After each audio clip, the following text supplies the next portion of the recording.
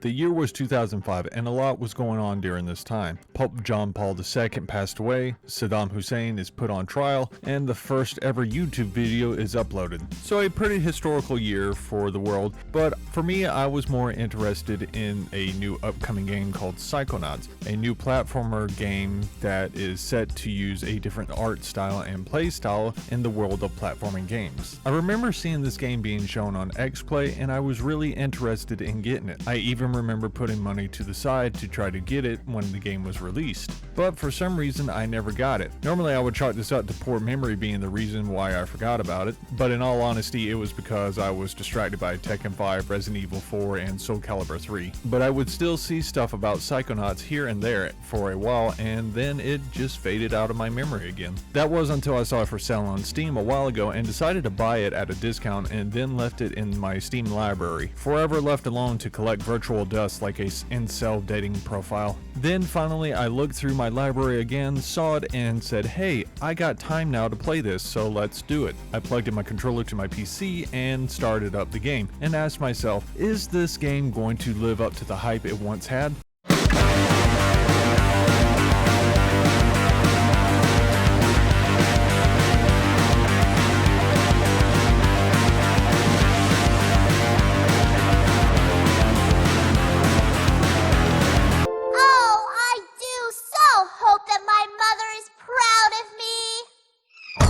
Bloody hell, I hate myself more than that albino who hates his son for putting this game off for so long. This game is amazing and completely lives up to the hype it once had back in the day. The art style, the characters, the powers, and the levels. It's easy to see why people have so much fun memories of this game and why they were so eager for Psychonauts 2 when it was announced years ago. But what surprised me the most about this game was when I was doing research for the game was the fact that the game itself was a commercial flop. And I thought to myself, that couldn't be. This is a great game. It was praised by everyone and it received great scores, and it even won awards for Best Original Game, along with Best Screenplay. So here's a little backstory about that. The game was released on the Xbox and PS2 and Microsoft Windows in 2005, but despite that, the game was only able to sell around 100,000 copies by the end of the year.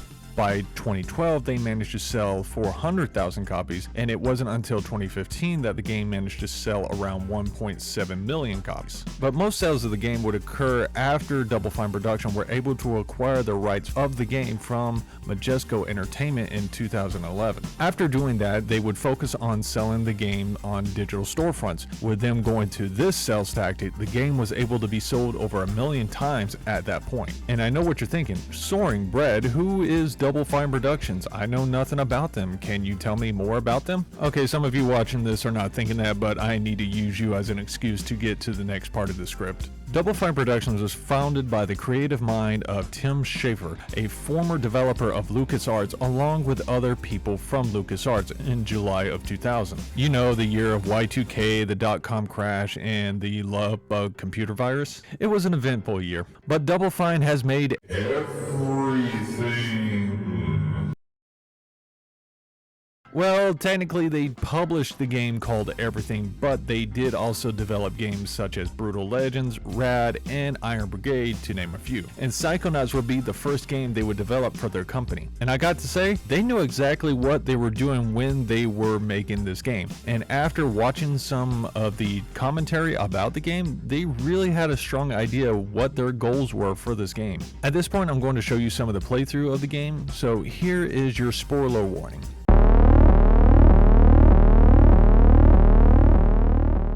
Are you ready? Too bad, let's go. Now, the game has a strong focus on one's own mind and the importance of it, and you get a strong vibe of that when the opening scene starts with this guy, who I like to call General Shorty. Starting off, you may notice that the video cutscenes seem to be lacking in quality. That's because I played the PC version and upscaling hurts the cutscenes a bit. But despite that, you can see the kind of art style they were going for with the characters. Everyone is unique and has their own style about them. There is no generic background energy here. Then we are introduced to the main character. My name starts with a D. is Rasputin. But everybody calls me Raz. Please don't kill us, lake monster! Master! If that voice sounds familiar to you, it is the voice actor Stephen Horvitz, who is also the voice actor for Zim from the Invader Zim series. He is going to be the main character you will be playing as during his time at the summer camp for the mentally gifted? We'll say gifted. As the teachers chat with Raz, we learn that Raz is not supposed to be there, but seems to be very strong mentally, and impresses the teachers, but they have to have Raz's dad come and pick him up since he isn't supposed to be there. So while we wait, we go into a cabin to get a bunk bed. This is where you will have your save files. Choose a bunk bed, make up a name, and then sleep. And then wake up in a dark area confronted by a strange old man. At this point, we throw the lessons of stranger danger to the wind, and we have him teach us the basics of looking around and what psi markers and what psi cards are. Wow, what's that? Oh, that's a psi challenge marker. The staff scatters these all over the camp to test the students. Every one of these you find advances you a whole rank. Now look up for me if you will. Some of the old markers have fallen apart. You'll find bits of them flapping around loose. If you find enough of these psi cards, you can put them together to make a brand new challenge marker. But you have to buy a psi core at the camp store to hold them together. Keep ranking up, and before you know it, you'll be able to use brand new psychic powers. Stuff you didn't even know you could do. And now that we got that little intro out of the way, let's start off by looking around the first level. And I have to say, this is a great first level for the game. What I mean by this is that even though it is a small level, it tells a lot about what the game has in store for you. You look around and you see that there are a lot of collectibles to gather from underground and even in high places. So you look around to find ways to get to higher platforms, and you quickly learn that you can double jump to get on top of roofs and then climb up to the ropes that you can walk on, even swing off of. You can use the rope nettings on the trees or walls of the cave to get around, which leads to a fridge with a frozen sandwich in it. You can't get this yet, but it hints that this is something that you can come back to later and retrieve once you figure out how to melt the ice. And then you meet the other kids and listen to their interactions or chat with them to get better information on that character or information on that level. For example, here's Dogan. I'm telling you for the last time, no.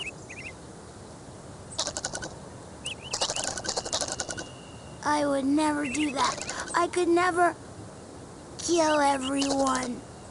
Oh, hi, Raz. Squirrel trouble? They're liars is all. Whatever they tell you, it's a lie. I'll take your word for it. You going to class? Yeah, I'll meet you up there as soon as I get these guys to shut up. He's a good kid, he just has a few flaws. They are somewhat deadly.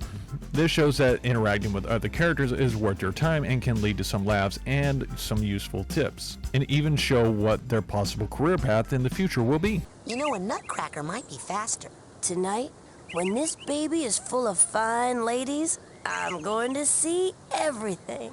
Where you're going to have a bright career as a politician, and once you're done looking around, we can start going up to the treehouse and start our first Psychonaut lesson. But before we can start, we are introduced to the two bullies of the game, Billy Zilch and Benny Fidello, who both look like Kentucky mascots for keeping it in the family. Hey, kid! You owe me 5 arrowheads for this week's protection service. Cough it up, my loser, or you'll be coughing up bloody tears. Hey, leave him alone. I heard a rumor that you were raised in the circus. Well, let me put this in terms you'll understand. I'm the strong man around here. Really? Because you look more like the cotton candy.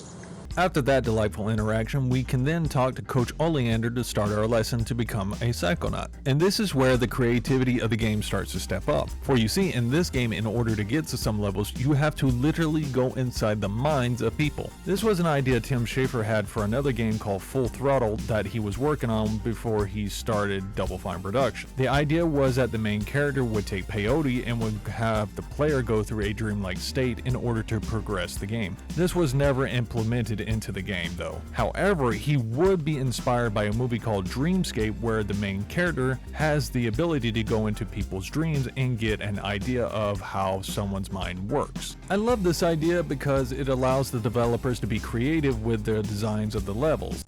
So, this is it. The mental world. It looks like a dentist office. Yeah, let's go ahead and bust out of here and show off that creativity I was talking about. How about you, new kid? Ah, that's what I'm talking about. Let's go, go, go! Charge!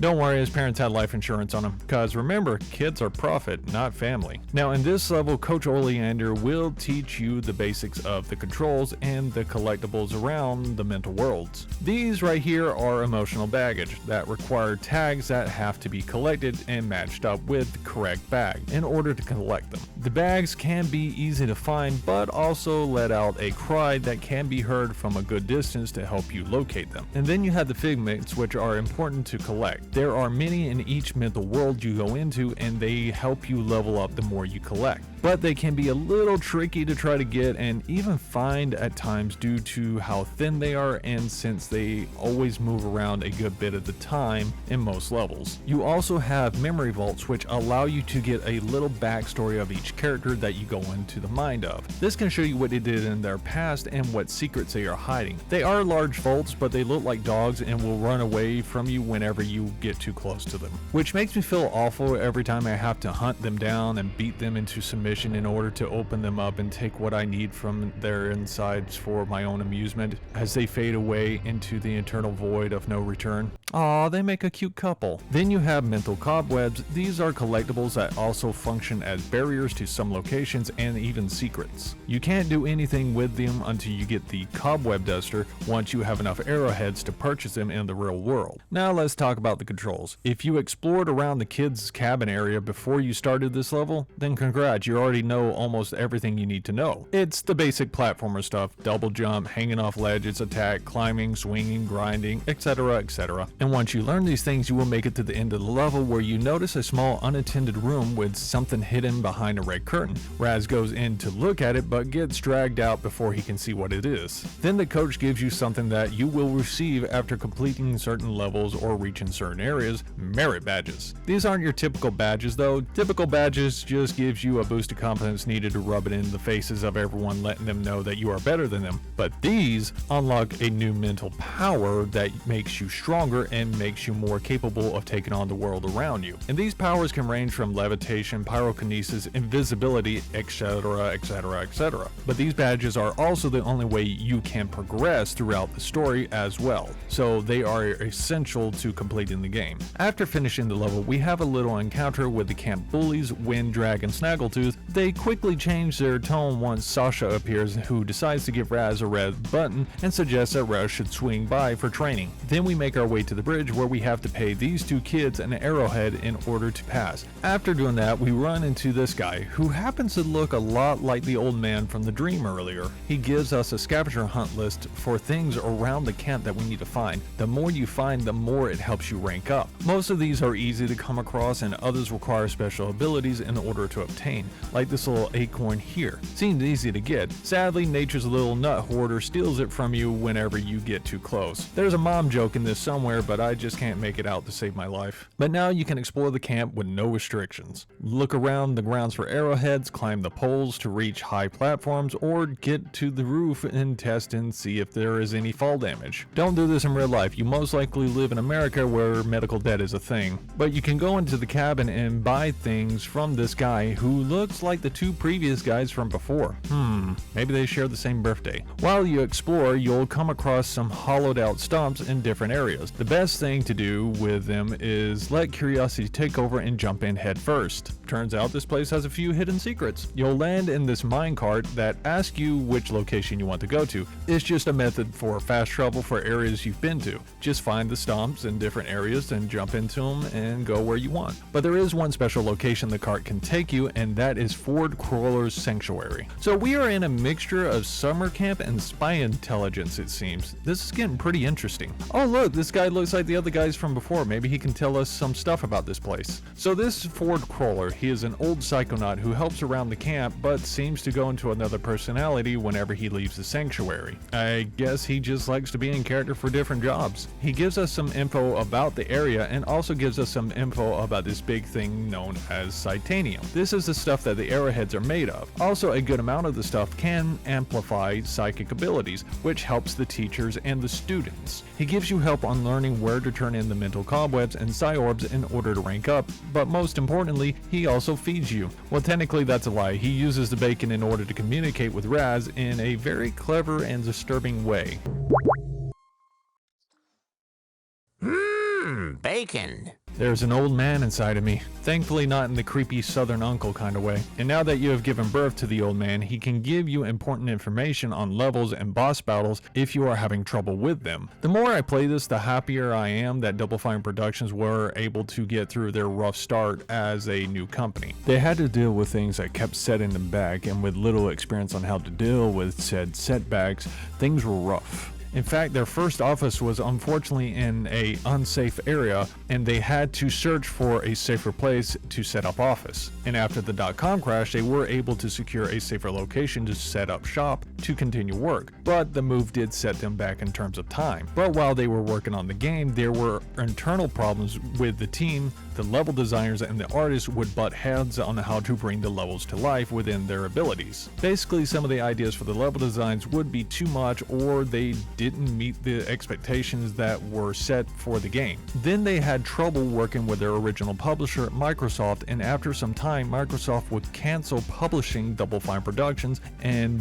the hunt for a new publisher was on. After some time, they managed to find another publisher, Majesco Entertainment, who would work with them. Looking at the timeline from 2000 to 2004, you would think that the game had a development time of 4 years, but to my surprise, no, they claimed that the development time was closer to 2 years. Just with problems and everything going on, it slowed down production. But that's enough history for now. Let's follow the sounds of this crying child that happens to be in the middle of the woods in what appears to be a makeshift prison. Is this a gulag?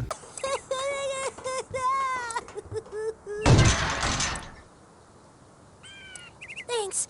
I thought I was gonna have to eat my own arm.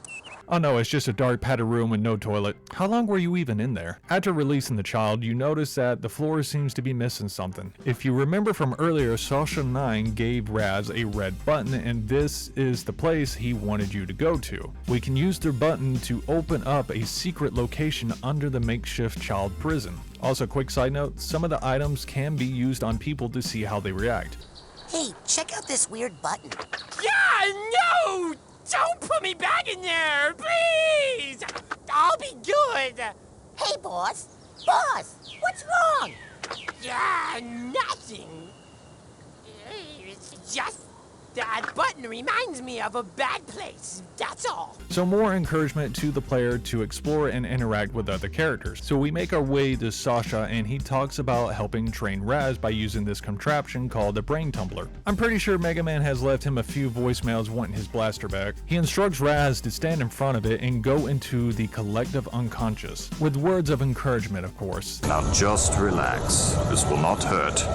Unless something really very bad happens. You know, I actually like the way this place looks, and from here we can use this place to travel to other people's minds that we have already visited. Basically fast travel for getting to different mythical worlds. But we need to go into Raz's mind at this point, where we learn of his birthplace. Don't feel bad, Raz. At least your place has wheels and a roof. Some people are unfortunate enough to be born in the southern state. We go into a caravan and bust up some static to bust out of an egg? But we take a look around, we come face to face with a rabbit that looks like it came face to face with an angry shovel. It hops away, and like a blonde little English girl, we follow it into a strange world filled with mysterious things. Like this creature here. It's used to fast travel through different parts of the stages that you have been to. And yes, I know you saw the slab of meat on the trail, and yes, you can attack it in order to regain health. So this game encourages you to beat the meat to relieve stress. And then we run into this monster. Sasha? What is it? Another bunny? No. This is more of a super scary flaming-eyed demon kind of deal. Oh. What? Okay, I'm pulling you out of there. Just give me a second. Sasha? Hold on, I'm still getting some unusual interference. It's fascinating, as if someone else... Agent 9? Sorry, almost ready. Sasha! Thankfully, nothing bad came from that, but we have to get things set up for the next stage. In order to do so, we have to go to Crawler to get the Marksman Learner's Permit. Once we get that, we go back to Sasha to enter his mind and go into a shooting range. He begins to teach us how to use the Marksman ability, basically lock on to something and shoot it with psychic energy. Not much to it. Then he explains what sensors are.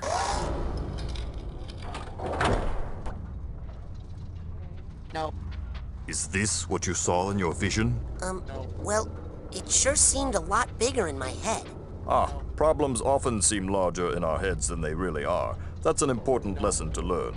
But This is a sensor, an integral part of any sane person's mind. The sensors roam through your psyche, looking for thoughts that don't belong, hallucinations, manias, waking dreams. The sensors hunt them down and censor them out. why do they come after me?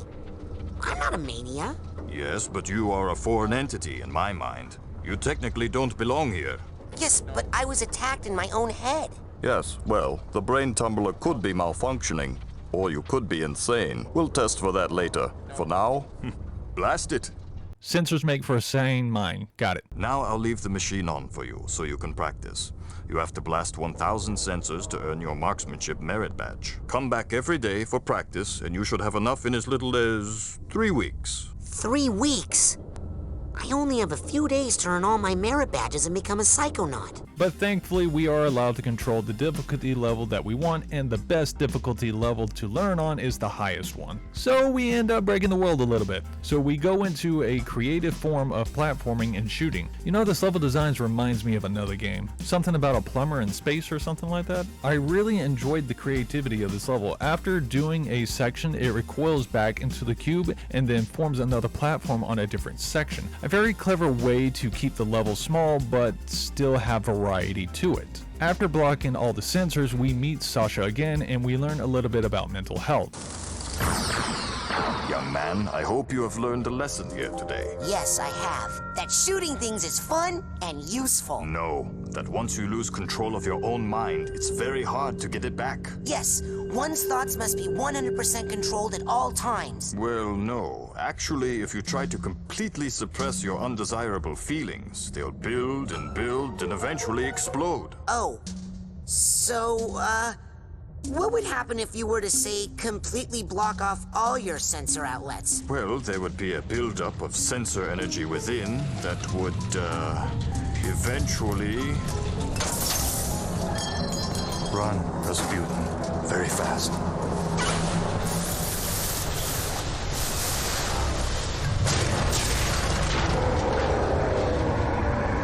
You are my own creation. I command you to stop!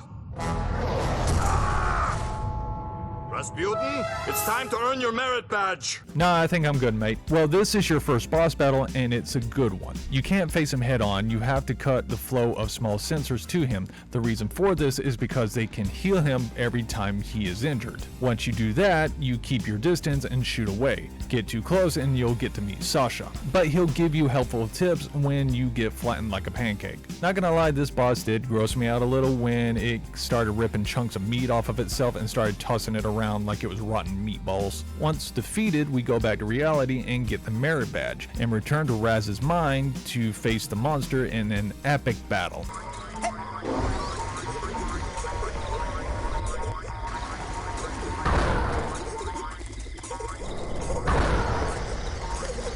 Yeah, the monster was a big wimp apparently, but we can continue onward where we come across a tower with this interesting character introduction. Little boy, I am sorry to say that you have a very serious mental problem. The trouble originates in this area, here. The area that we in the medical profession like to refer to as the brain. You see, son, it's just no good.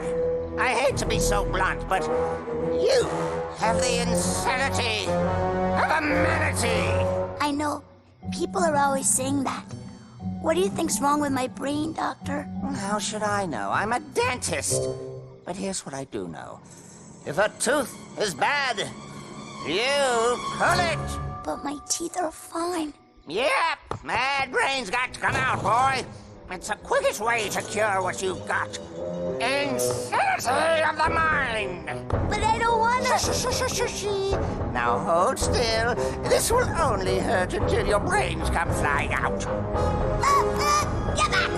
No! You better be careful. I've seen that boy do horrible things to squirrels. Messing with his flight or flight response isn't a gamble worth taking. Sadly, we are stuck again and we have to leave. But thankfully, there is a solution to this new problem, levitation, which we can learn from another teacher, Mila. She can be found by the lake. But before we head that way, I want to explore some of the different areas to collect some arrowheads for important purchases that we need, and to see what's around, like the local wildlife, the birds, the squirrels, the lizards, the floating bears, the Yeah, these are some of the dangerous wildlife you have to watch out for around the camp. They float around and they have telekinetic abilities that they use to attack with. They are dangerous unless you keep your distance from them. Also, don't set them on fire. They will make sure you feel the fire as a hell too.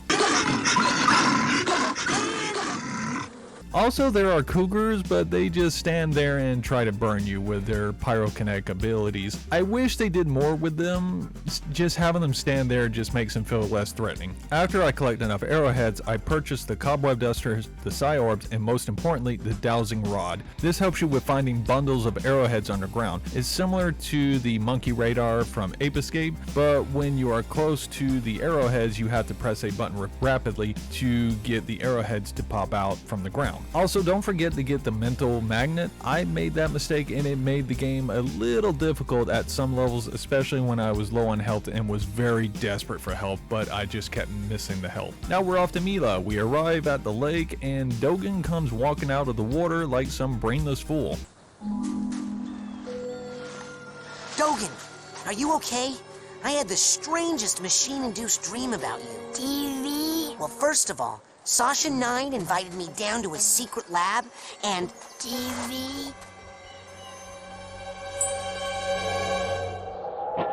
He's completely brainless. The dream was true. Dogen, don't worry. I know where your brains are. They're in... like this crazy dream thorn bush straitjacket tower place. Hacky sack. You go to the TV lounge. I'm on the case. I just need a little more advanced training to prepare. This game just gets more and more interesting by the minute. After letting the literal brainless child wander off on his own, we get closer to the water and this happens.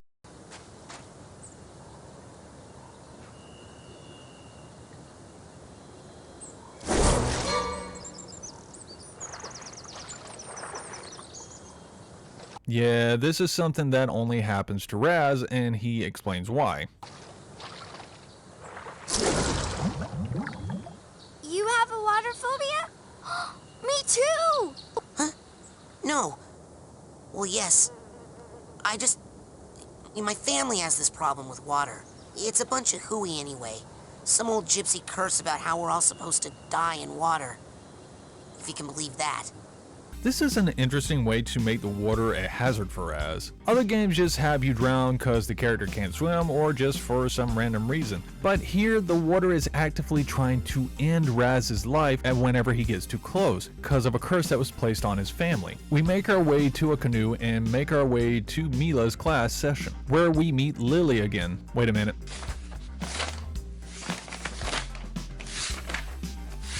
I completely forgot to introduce Lily earlier. So this is Lily, and you first meet her in Coach Oleander's training class. She actually stops you from landing face first onto some meat plants, and then insults you when you meet her out in the camp area later on. There was some sort of shadowy being out there, lurking, watching. I know of only one creature who fits that description.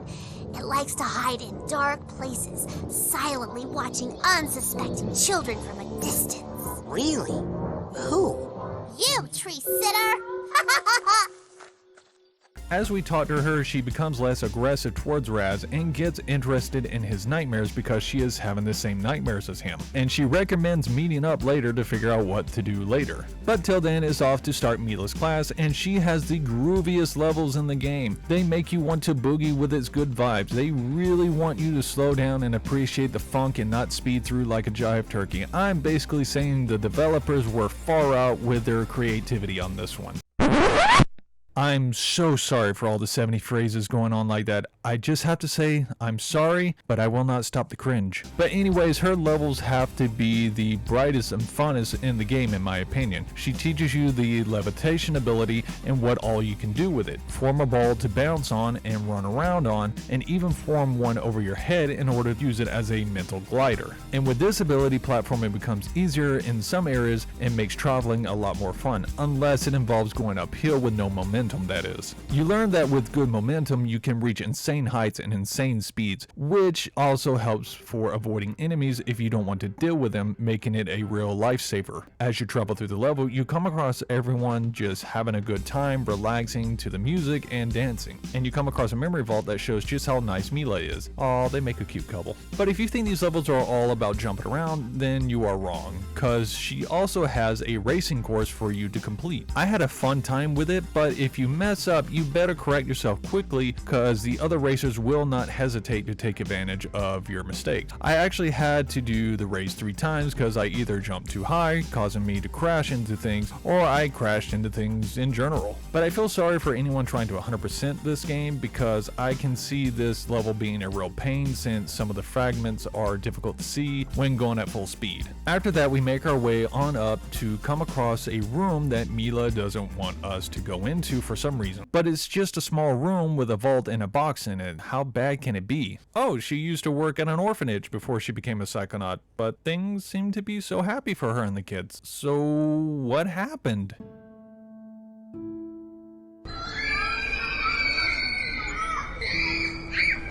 So we find out that the kids unfortunately were caught in a fire and Mila wasn't able to do anything to save them, and all she could do was hear their screams for help that were never answered. If we go to open the box, she is still trying to stop us from going any further, but if we continue, we learn just what she has been dealing with. These things are called nightmares, and they represent the trauma a person has dealt with in their life. In Mila's mind, she states that she has her nightmares under control, but it is still a haunting thing for her to deal with to this day, because the nightmares speak in childlike voices asking her why she couldn't save them.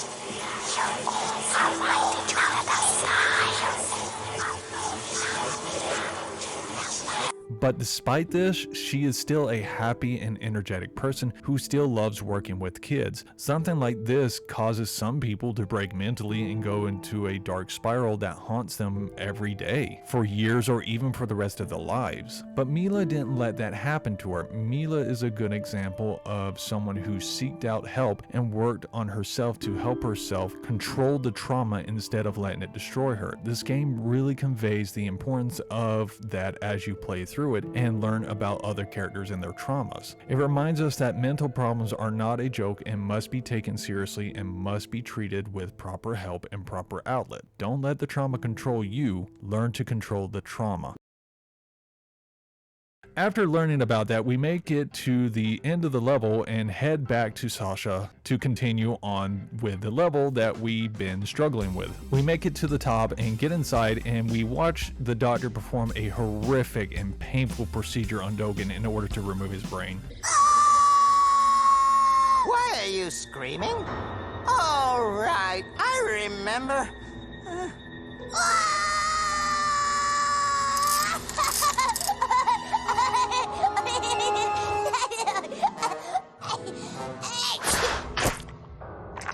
Oh, good boy. There's that pesky brain. I don't know about you, but seeing that actually did scare me. I've seen people pop blood vessels out of their eyes by sneezing, so this doesn't feel like it's something that's out of the realm of possibility. Oh darn, he has Lily, but we don't seem to be able to get to her from here, so we have to go ahead and go after Dogen's brain. At this point, we learn that the children's brains are being used to control tanks. Now we have a tank boss battle to deal with, and it has two forms you have to face. The first form is its tank form, where you have to knock it on the side and attack its underside where it's most vulnerable. Then its second form is the brain without the tank, and it isn't helpless by any means. It moves around and uses a rotating laser to attack, making it difficult to get close to land in hits, along with launching confusion grenades that mess with your controls. After defeating it, we realize that we are in a familiar place. It's the room from Oleander's mind, which means Oleander is behind all of this. We are pulled back to reality where Sasha 9 informs Raz that he has important Psychonaut business to deal with. He is in such a rush that he forgets to grab the mental portal thing, but he never said we couldn't use it, so I'm sure he wouldn't mind if we borrow it. We make our way to the lake where we run into Bobby, who apparently had his brain stolen? I honestly couldn't tell the difference at first till I was reviewing my recordings. Oh, there's Lily. She informs us that Oleander has been broadcasting his plan over the speakers in his sleep, further backing up that Oleander is the bad guy. And then she decides to tell Raz about her feelings for him. Lily,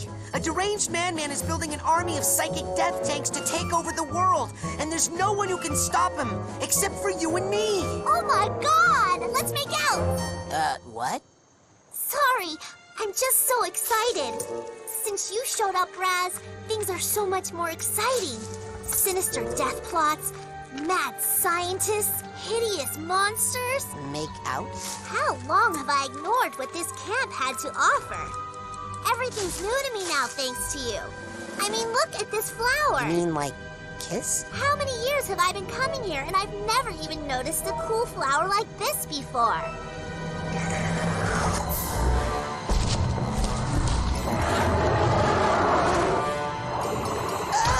Oh no! You didn't just hit my boyfriend!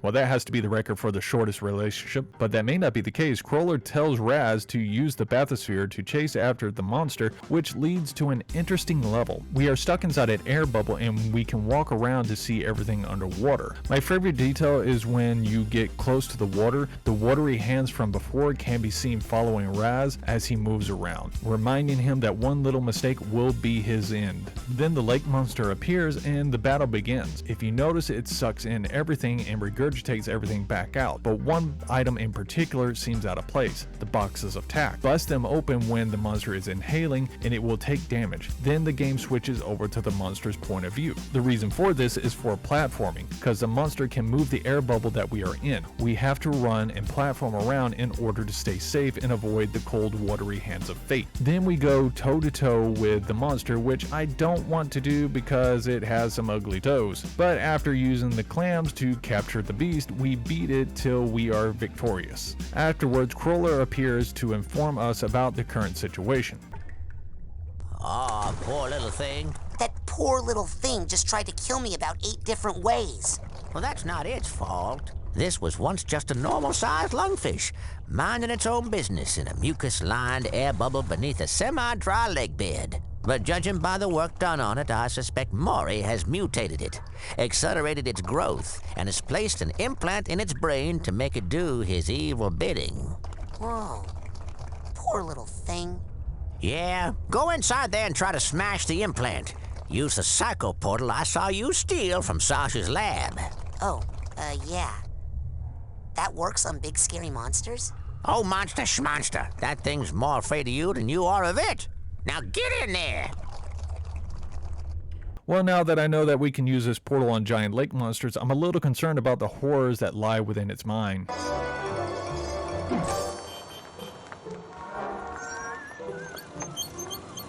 Top of the morning to you, ma'am. And good day to you, Officer Lungfish. How are you today? Oh, damp and happy, can't complain. And what are you and the wee one up to on this lovely day? Oh, just obeying the law as always. All posted directives followed to the letter. Ah, good to hear. Not a one of us want any trouble, that's for sure.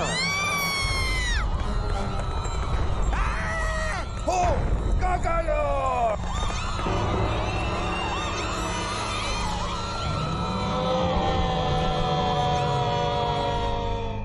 but we quickly meet some resistant fighters who gives us a kaiju name. Goggalor!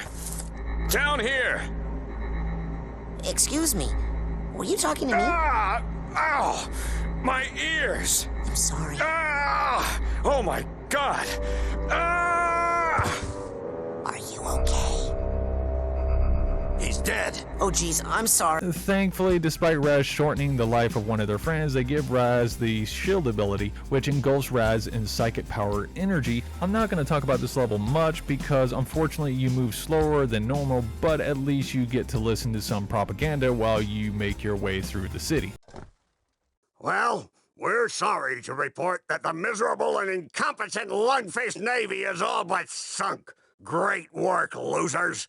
Now, Kochamara himself will have to come all the way down here just to save our worthless hides. Authorities are calling for a big parade in Kochamara's honor after he clobbers the annoying giant Goggalor. And if the parade is big enough, Kochamara promises not to destroy the city. Brush teeth more often, don't drool so much.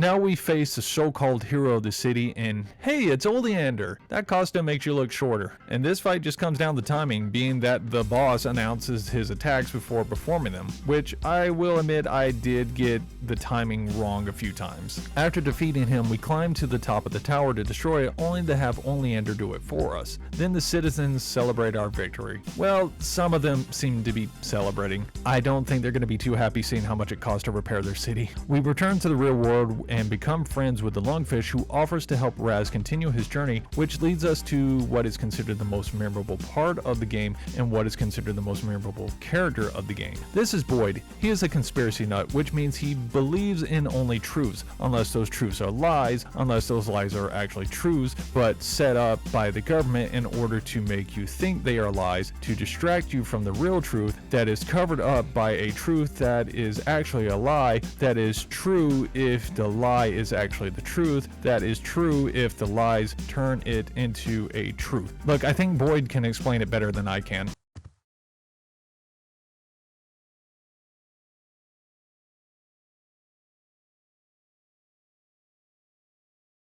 It's perfect, isn't it? Yes. Almost complete. Just a few missing pieces. Yes, now, which piece talks about the milkman? The one who opens the asylum gate? But it's all about the milkman.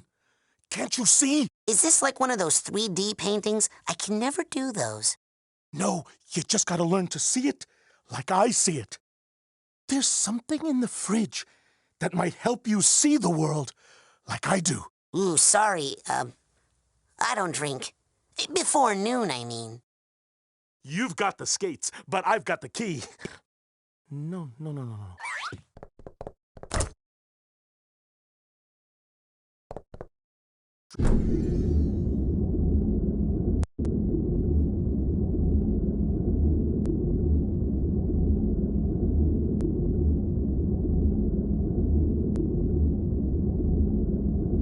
The milkman's dead? Aw, crud. Burned up in a department store fire. Didn't you hear? At least that's what the media would have you believe. Is he dead or not? Go to the graveyard. Dig him up. Oh, you'll find something all right.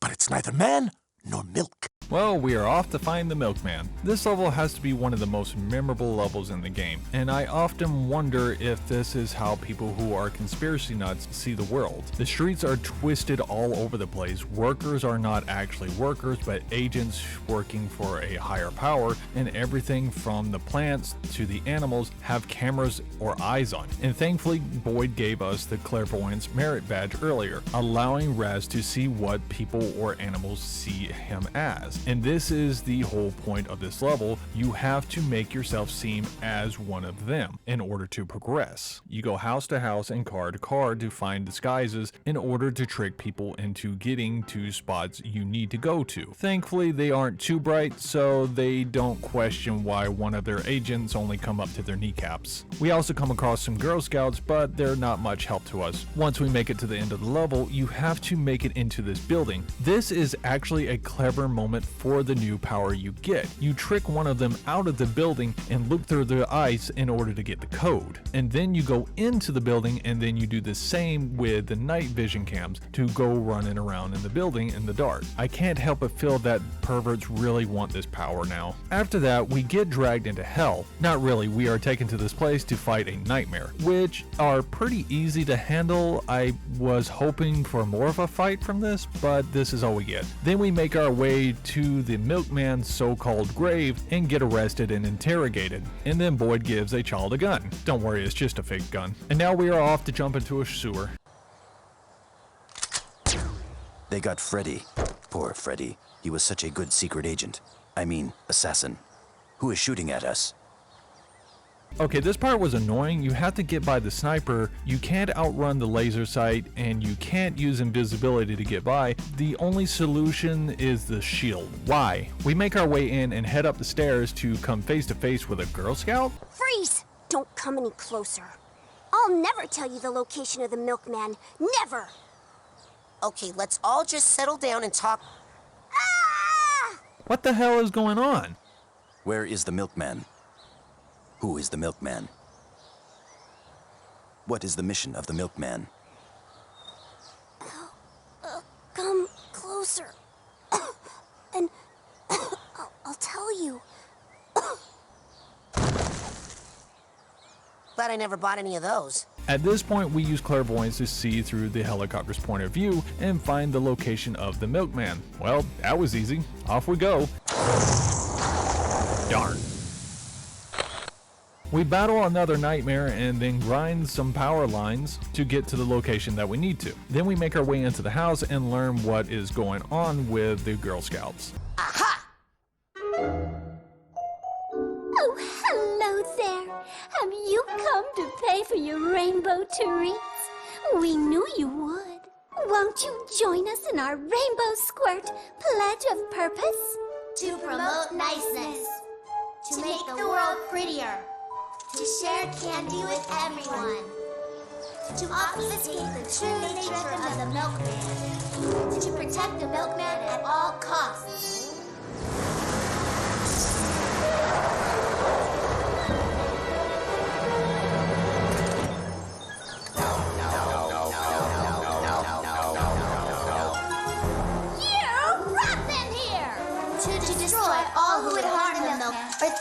Threaten to reveal his secret objective. Go, girls! Protect the milk! Okay, that one needs to be in a cage right now. Do not follow! The milk is not ready, and you are not ready for the milk! This place is insane. But we find the milkman, and doing so leads to a boss battle with this lady, and once she loses half her health, she turns the room dark, but since she can see in the dark, we can take advantage of that with the clairvoyance power that we have. I thought that was a clever way to use the power. I'm really glad they considered that for a boss battle, but I can't help but feel that they spoiled it by having the same thing happen with the longfish battle without the ability. After defeating her, the milkman awakens and ascends to the surface to unleash hell on the G-Man and sensors.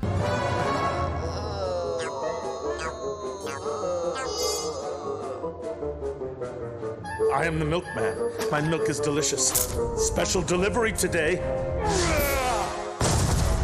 What kind of milk is that?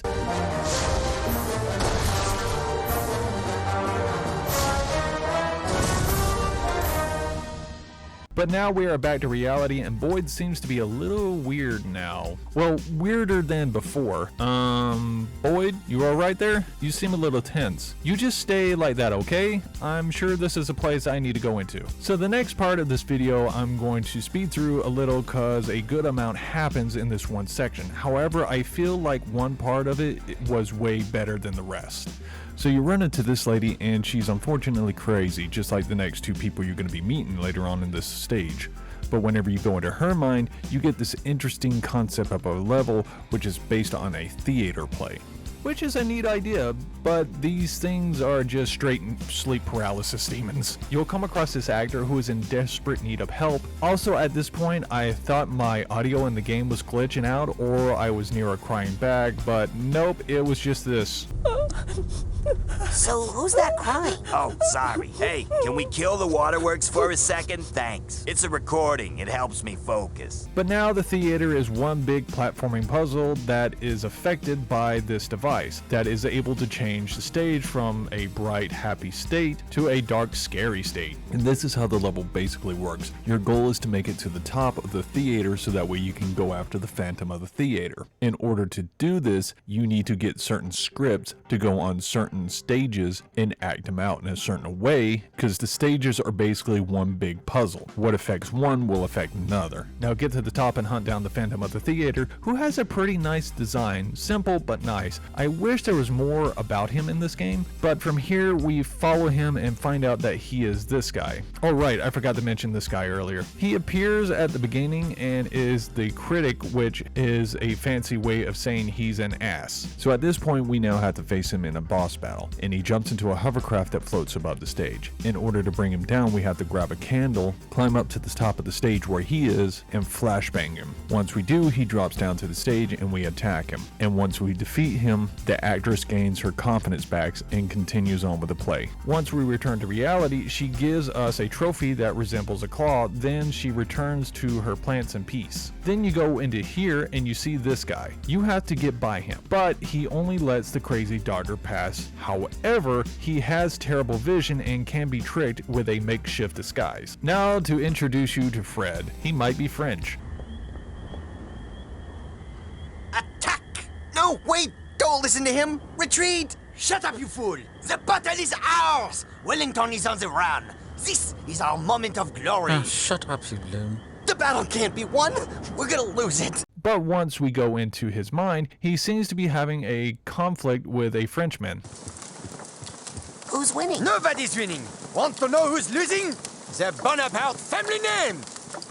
Look, I forfeit, okay? You win. Napoleon Bonaparte wins again. Is that the real Napoleon Bonaparte?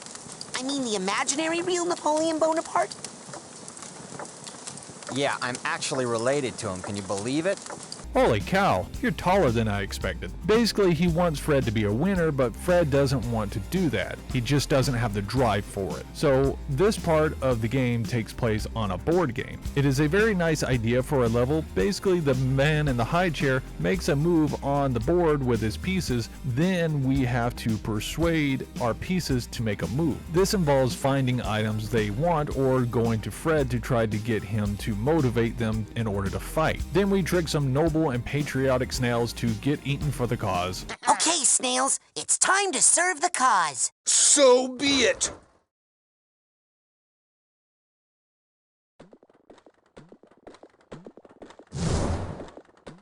If it is truly a time of war, then we are ready. We can no longer pull our heads into our shells and hide. We are, after all, armored warriors, and this is our land too. We may not be fast, but we always march upon the glittering path of righteousness, for we created ourselves from our hearts. Lead us onward, and let us eat holes in the leaves of Napoleon's garden. Wow. Right on. Yes. Charge! Delicious! I think the snails were misinformed about their duties for the cause. We take over the castle and Fred gets his confidence back and is so happy that he gives us his straitjacket and then immediately takes a nap. War is hell, Rasputin, and I am sleepy. I'll take care of Crispin for you, just as soon as Oh, man. Oh, I almost forgot about this part. At this point of the game, you can start collecting the brains that have been stolen from the kids and return them to Crawler, who will restore them to the kids. Crawler also tells us a secret about himself. Rasputin, listen. You're the only one who can stop Oleander now. What about you? I can't leave this cave, Rasputin. Not as the Ford Crawler you know. What? Why? Years ago, I was in a terrible psychic duel that left me barely alive. Yeah, I read about that. They said your psyche was shattered, that you lost your mind. But you seem fine to me. Yes, when I'm down here. near the Psytanium mother lode. The concentrated power of the Psytanium pulls my thoughts together, keeps me like my old self. But if I leave this sanctuary, my psyche becomes disjointed, and I fall into one of my other personalities, with no memory of who I really am. I'd be no use to you unless you needed something raked or mopped. But when you see a brain, go for it, grab it, and find yourself going, "Oi, what the f***? You hesitate to kiss a girl who likes you, but you just kiss some random brain you found on the ground without a second thought?" And no, this isn't a one-off thing. He does it to every single brain he finds. Do you think smooth brains are a turnoff for him? Okay, let's move on from this lad's unhealthy attraction to gray matter. We move on to what has to be one of the most stunning levels in the game, Black Velvetopia. In order to get there, we need to talk to Edgar Leteg on the upper floor. He is an artist who is having trouble finishing his artwork. Wow. See? Sometimes you just have to... Huh. You painted a bullfight over the doctor's face. Why a bullfight? Huh? Edgar, why do you... Every time it is the same. The matador, the bull. How I despise you both. But my hands won't let you go. Well, now that we have an idea of what the problem is, let's work on fixing it. We pop in his noggin and notice that he's building a tower out of cards to reach a lady, who he has his heart set out for. And then we get to know what it feels like to be a rodeo clown. We are transported to this amazing section of Black Velvetopia. The Spanish art style mixed with these bright neon colors really separate it from all the other levels. And it also has talking dogs too. They offer to help Raz for a price, which confuses me because they are just mental constructs who would have no need for real-world form of currencies. But they are selling paintings that function as ways of getting around sections. And when you buy a painting, the dogs also give you some backstory on how things have become the way they are. Sadly, they can't help you with the bull problem. Yeah, you have to quickly get to cover when traveling the road. If you don't, the bull takes you back a section. Annoying at first, but once you get the timing down, it's not so bad. Thankfully, the paintings we purchase can make this a breeze to handle, like how this section can be turned into a guitar for us to climb to the upper levels. Also makes this musical note when you climb it.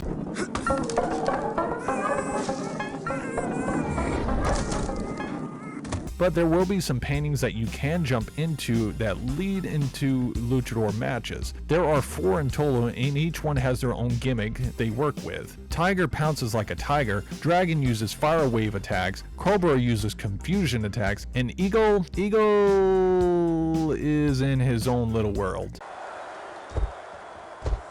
Caw-caw! That's it? Caw-caw! Nice to know that an identity crisis can give you the power of flight. Side note, that is not how identity crises work. Do not try it. After defeating them, I make my way to the Matador, who is as much as a pompous ass as he looks. A towering advertisement was supposed to have been painted just outside my window. But as you can see, the job hasn't even been started. I think that bull is trampling anyone who tries to paint on the wall. Maybe you could stop it. So instead of challenging the bull before a stadium packed with screaming women, you want me to fight it on the street in front of one dog and one child wearing a crude towel boy disguise? That's a terrible idea. First of all, rude. Second of all, the hell is with that ass? After getting the painting location set up for the talking doggo, he rushes over to paint it, and then we return to the Matador to inform him about it, and we get on our way. Oh, I forgot to mention, after defeating the luchadors, we can go to Edgar and give him the cards that we won to help him continue building his tower. Once it is completed, we make it to the top where we meet Edgar's old lover and learn that he has remembered a past breakup to be more than it was, and thus revealing that he is the bull. So you have to face him by attacking him with these spears. When he gives you an opening, just chuck the spears with your telekinesis ability. But then we are hit with a twist. Turns out we aren't supposed to defeat Edgar. We are supposed to help Edgar defeat the Matador. I really enjoyed this twist because we have to help Edgar by removing the spears, which heals him with each one we remove. While doing so, we have to protect him as well from the Matador. Then we can focus on the Matador by throwing confusion grenades at him and attacking him with the spears. He teleports around when he isn't confused, but this can work to your advantage if timed right. After defeating the Matador, Edgar comes to realize that the best thing for him to do is to let go of his past so he can have a better future. After we get the painting we need from him, we can head to the Legally Blind Guardsman and get by him once we equip all 3 items at once: the painting, the trophy, and the straitjacket. Thankfully, Fred deals with him for the trouble he has caused. Taking her up yourself this time, eh, Doctor? Less work for me. Inmate Whitehead. Chief Orderly Bonaparte. You're armed. And now we are off to the top of Thorny Asylum, which has to be one of the best areas to test your skills of platforming, at least until the end of the game. You have to climb up the building through rooms that twist and turn in weird ways, and also has been heavily damaged from years of neglect and abuse. You are hunted down by rats with psychic abilities. The rats are easy to deal with, especially if you've been ranking up, but can come from anywhere and can hunt in packs. As you climb, you notice a strange figure in the shadows, and it always manages to keep its distance from you no matter how fast you move closer to it, which is surprising because it always seems to be out of breath. This is your last warning! Go back down right now or you'll be very, very sorry! Oh, I didn't know they had Tara Strong as a voice actor as well. Worthless! These brains are worthless, Shigo. Just like the one in your head. No, they're nice. They're nice brains, Dr. Lobato. Really? They're too nice. They won't fight. I need killers. I need angry brains. I squeeze them, I poke them, I twist them. What do I have to do to make them fight? Maybe I should try my drill. I'm not gonna bring you any more brains if you're gonna be so mean to them. No matter what I do? No matter what? Not even if I... Don't! Not even if I cook you a little... Doctor, no! A little turtle soup? Please, Dr. Lobato, no! A nice hot turtle soup. Nothing better on a cold night like this than some boiling hot soup. You leave Mr. Pokey alone! Oh, okay. You sure? No! I mean, yes! All right. Oh, why don't I just go ahead and heat you up a cup? It's made of turtles! Turtles that you love! Isn't that right, Mr. Pokey-Love? Okay. Well, maybe I'll just make some for myself. Bring me a good brain, Shigo, or Mr. Pokey-Love becomes Mr. Smoky-Love.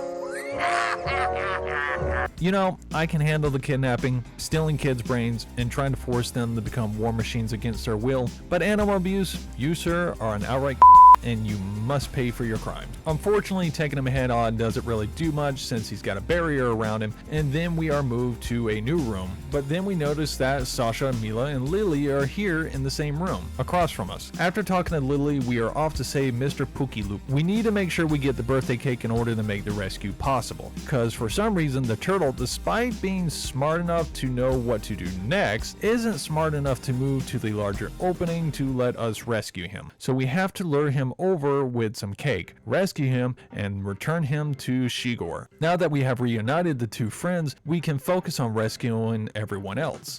That's right, baby. Daddy's here. Everything's gonna be all right. Now here's what we're gonna do. Despite all that I have been through, why is the talking turtle the most surprising thing here? But the turtle has his brain used in place of a child's brain and has us place it inside the tank, where he gets his revenge on the dock. It's time to make the soup. Bye, Doc. See you next fall. Yeah, I know it's a lame joke, but I've never had a chance to use it. Let me have my cringy moments in peace. We have to help Sasha, Mila, and Lily to escape. But then Oleander appears and tries to stop us. Then Mila and Sasha transport Raz and Lily out to safety, where we then watch a cutscene showing what is going on elsewhere in the tower. Sasha! We get to kill him too! Well, it's official. The genius is back. Time to go get ready for my gallery show.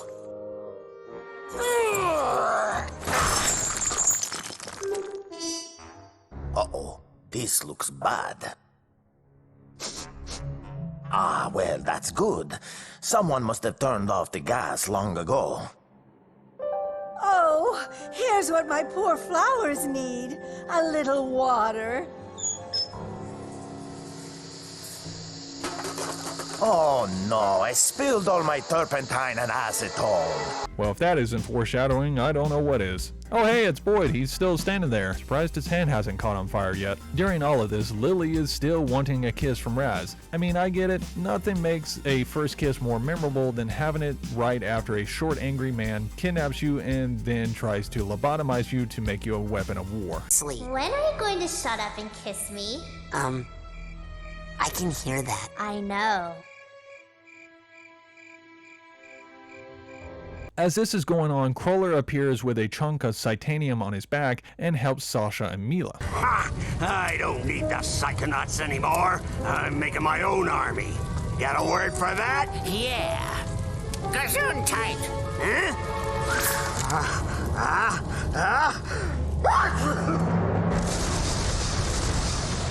Pollen season must be absolute hell for the people of this world. But it seems that the day is saved. Oleander has lost his mind and things can go back to normal now.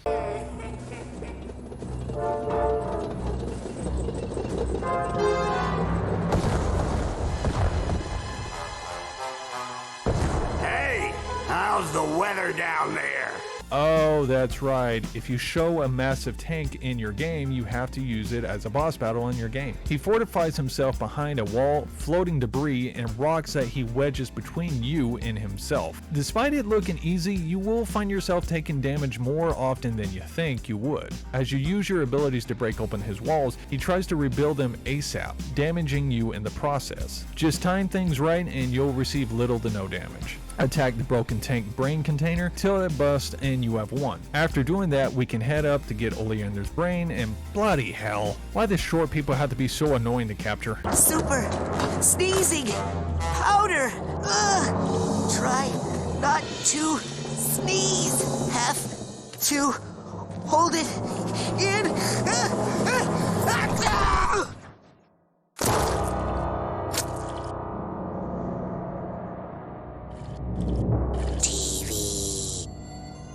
TV. Oh, this is just great. Now what am I going to do? Well, we are just a brain now. Well, technically, we have always been just brains. We are just brains given biomechanical meat suit to live out our lives in as long as possible. Wait, by that logic, that means we are all pink. Should I really be adding my shower thoughts to my scripts? Back to the game. This is something I wish the developers took more advantage of. You can actually move around and use a limited number of your abilities. You could have used this for sneaking missions, escape and capture missions, or an interesting boss battle. Battle of the minds, so to speak. Sadly, it's just used for heading over to the tank, which once we do, we seem to merge with Oleander's mind and something strange happens.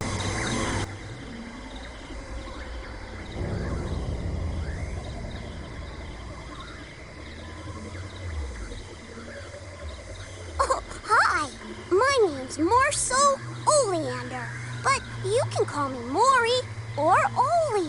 Oh my god, that rabbit is huge. What are you feeding him? It sure as heck ain't carrots. We follow him into the caravan and find ourselves surrounded by what seems to be a meat lover's dream come true. Then we notice little Oleander is running face first into a pole, so he wasn't the brightest kid when he was younger. Now at this point there is no going back to the other levels. This is the end game. Well, the end of the game that is. But thankfully the developers did set up a spot for you to finish ranking up with what you have collected if you need to. That's a nice way of showing the gamers some love. Then we head into what has to be the worst part of the entire game. You have little Oleander trying to escape with his bunny. You're thinking, oh well, that's simple, just stay close to the kid and protect him while he gets the bunny. But here is the problem. So what you need to do is protect him, grab the bunny yourself so he can get the bunny, where he then flies off a short distance. Well, a short distance for him, a long distance for us. us. And no, he doesn't land anywhere safe or go ahead and get the hell out of there, like any sane person would. Oh, holy crap, that's right, he never had any sensors in his mental world. That was a clever way of showing that he was insane from the very beginning. So get ready to hear this a lot. Hey, that hurts! My face! Hey, that hurts! Help! Ow! Ah! Hey, that hurts! No! Not me! Grab the bunny! Ow! Hey, that hurts! Help! One bug bug! Then after dealing with that annoying mess of a level, we move on to the next part of the circus, where Oleander seems even more scared. It's not safe! He's coming! Who's coming? My dad! Your dad? The butcher? Kid, I've seen you as an adult. I'm sure I can handle someone who can fit in a size 10 shoebox. He says little bunnies are good for nothing! Nothing but food! Here, little bunnies. Okay, clearly Oleander is adopted or he has pulled the shortest straw on genetic inheritance. This fight isn't much, just avoid his attacks till he gets his cleaver stuck in the ground and then punch him in the face till he is finished. Then he cuts open the tent and tosses us out of the tent into another tent. And this is where we meet another boss of the game.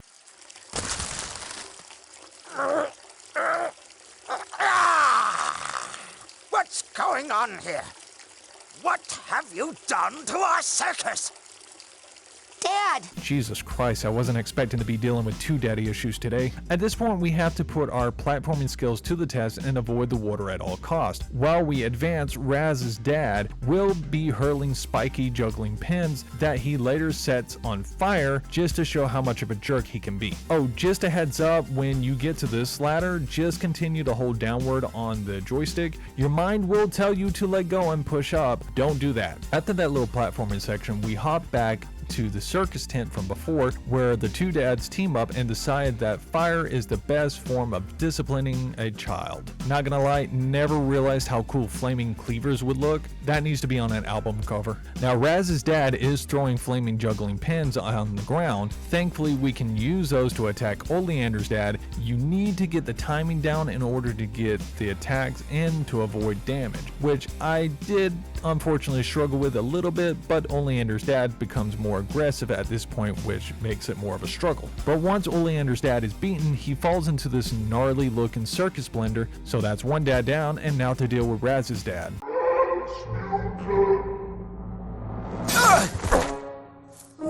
Rasputin!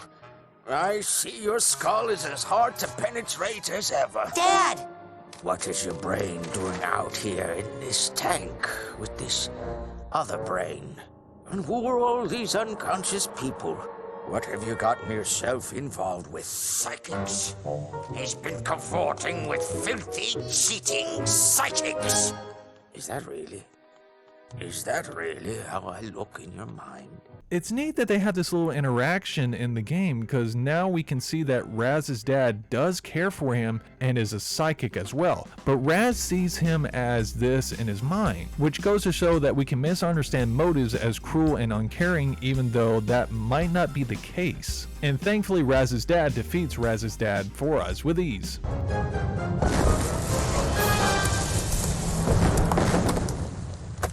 Okay, I am dealing with way too much daddy issues here.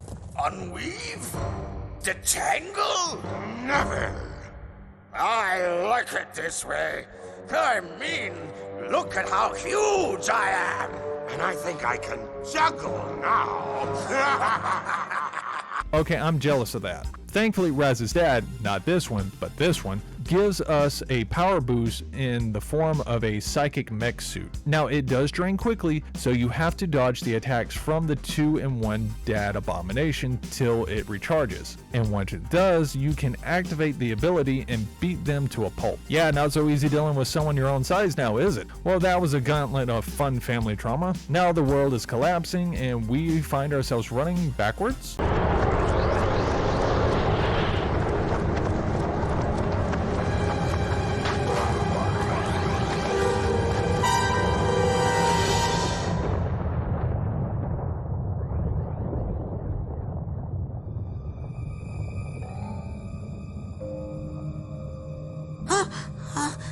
Bunnies! No! No meat. No more. No more meat. Look. There you go. Good little bunny. Hey, thanks for helping me save the bunnies. And for talking to my dad. No problem, little Oli. Well, that was nice to see that we helped him with his daddy issue. Now we head back to the real world and we see that they decided to just let Oleander off scot-free. What? Wait. This is a man who has committed kidnapping, child endangerment, used children as weapons of war, and illegal organ harvesting. The defense of "I have daddy issues" doesn't really fly in my book, but apparently it does in whatever state this place takes place in. But at least we get the snazzy outfit for our trouble. But the summer camp is over and Raz has to say his goodbyes to Lily with one last kiss. But an emergency popped up.